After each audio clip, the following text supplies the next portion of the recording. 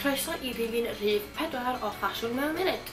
Heddiw mae gyda fi I chi tutorial a sut I cael trend diweddara mewn nail art.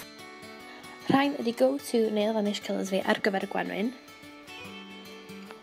A'r un cyntaf dwi'n iwsio heddiw ydy Eat My Dust gan Barry M. A mae hwn yn un o ffefrynnau fi. Dim just mae'r lliw yn really awesome, ond mae'n speedy quick dry, so o fewn 10 eiliad, mae'n pretty much wedi sychu'n berffaith. So ewch ymlaen I peintio gwyneb chi, mor dwys ydych chi'n gallu.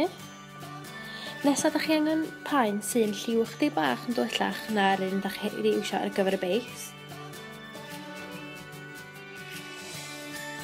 Ydych chi eisiau cael brush paint really fine.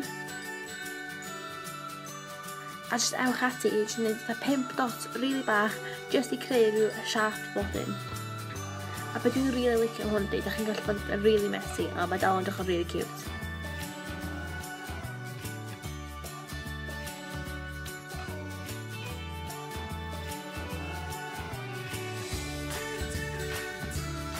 Yna fo, di gyrffan, oh, so cute.